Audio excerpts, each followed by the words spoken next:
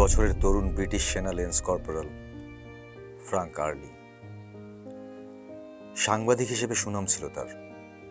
পরিবারের সঙ্গে নিয়মিত যোগাযোগ করতেন চিঠির মাধ্যমে। তার প্রত্যেকটি চিঠি জীবনী শক্তির উল্লাসে ভরপুর থাকত। 1918 সালের 1 সেপ্টেম্বর ফ্রাঙ্ক তার বাবাকে চিঠিটি লেখেন। পরের দিন বোমার আঘাতে মারাত্মকভাবে আহত হয়ে মৃত্যুবরণ করেন তিনি। রবিবার বিকেল 1 সেপ্টেম্বর 1918।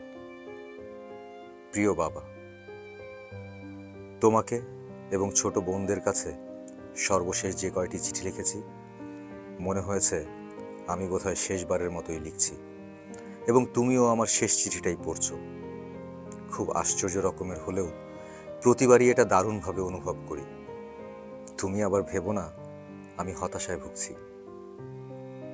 আমি কিন্তু খুব আনন্দেই আছি। তবে ইদানিং খুব উপলব্ধি করছি, সত্যি মৃত্যু আমাদের কতই না কাছে। সপ্তাহখানেক আগে প্রিস্টনের এক ক্যাথলিক খ্রিস্টান সেনার সঙ্গে কথা হলো। লোকটি গত 4 বছর পরিবার থেকে বিচ্ছিন্ন। সে ভাবছিল খুব দ্রুতই ছুটি নিয়ে বাড়ি যাবে। মানুষটি এখন মৃত। আমাদের সর্বশেষ অভিযানে সে মারা গিয়েছে। সৃষ্টিকর্তার হয়তো এমনই ইচ্ছে ছিল। এমন কিছু আমার ক্ষেত্রে ঘটাও অসম্ভব না। এ কথা তোমাকে বলছি কারণ আশা করি এখানকার অবস্থাটা তুমি যেন বুঝতে পারো। কোনো ভয় বা আশঙ্কা ছাড়া এমনটা ভাবতে পারছি বলে নিজের কাছেই ভালো লাগছে। তোমার এবং আমার বোনদের কথা ভেবেই হয়তো আমি এসবের ভেতর দিয়ে নির্বিঘ্নে এগিয়ে যাব। আমার পূর্বসূরীদের মতো আমিও জীবন দিতে প্রস্তুত।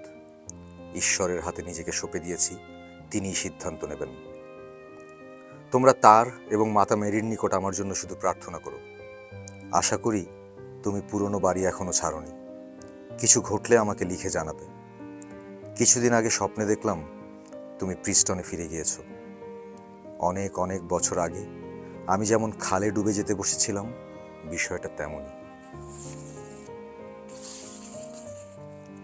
যাই হোক, খুব বেশি সময় আর পাবো না। আজ এখানেই শেষ করতে হচ্ছে। আমার জন্য দোয়া করো। ভালোবাসা যেন। তোমার ছেলে ফ্রাঙ্ক।